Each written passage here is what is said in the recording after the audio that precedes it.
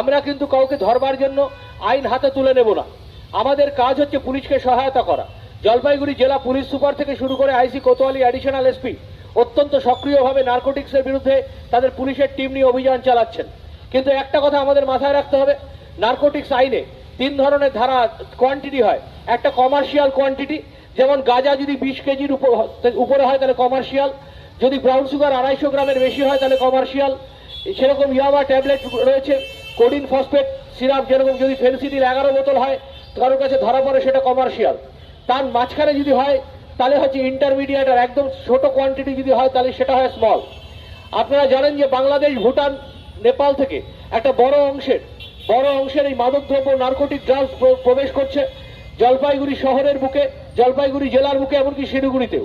এবং সেখানে আমরা দেখতে পাচ্ছি যে একটা অদ্ভুত বিষয়, যে গার্জিয়ানদের নতুন যারা ছেলে, অল্প বয়সী ছেলে, তাদের হাতে 3টে করে ব্রাউন সুগারের পুড়িয়া তুলে দেওয়া হচ্ছে এবং তার মধ্যে 2টো পুড়িয়া সে বিক্রি করবে, ছোট ছোট 5 গ্রাম করে 3টে পুড়িয়া, একটা পুড়িয়া সে নিজের জন্য সেবন করবে।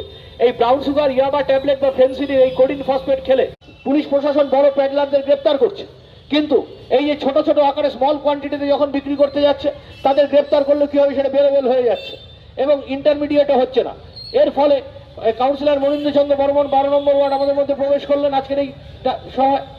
আজকে আমরা তো এই জনসচেতনতা যে আমরা চালাচ্ছি, এই জনসচেতনতায় আমাদের একটাই কথা, আমি একটা হেল্পলাইন নাম্বার দিয়েছি। হেল্পলাইন নাম্বারটা হচ্ছে 8389845286, 8389845286। সকাল 10টা থেকে রাত্রি 10টা অবধি আজকে সকাল থেকে চালু হয়েছে। এই হেল্পলাইন নাম্বার কিন্তু আমরা পুলিশিং করবার জন্য নয়, তার কারণ কারোর কাছে যদি নার্কোটিক্স ড্রাগস থাকে তাকে গ্রেপ্তার করবে পুলিশ।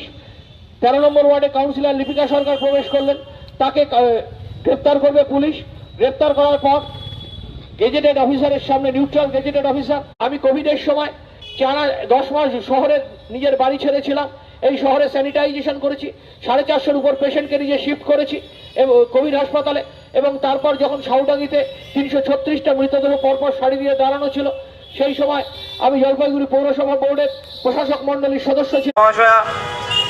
14 নম্বর ওয়ার্ডের কাউন্সিলর শ্রী সন্দীপ ঘোষ, 9 নম্বর ওয়ার্ডের কাউন্সিলর শ্রী প্রমোদ মণ্ডল, 4 নম্বর ওয়ার্ডের প্রাক্তন কাউন্সিলর নিপু সাহা সমেত জলপাইগুড়ি পৌরসভার উপপৌরপিতা শ্রী সৈকত চট্টোপাধ্যায়ের উপস্থিতিতে আজ এই এখানে আপনারা প্রত্যেকেই খবরের মাধ্যমে কাল দেখেছেন যে জলপাইগুড়ি পৌরসভার উপপৌরপিতা শ্রী সৈকত চট্টোপাধ্যায় এবং জলপাইগুড়ির আপামার জনবাসীকে সাথে নিয়ে সৈকত চট্টোপাধ্যায় ডাক দিয়েছেন যে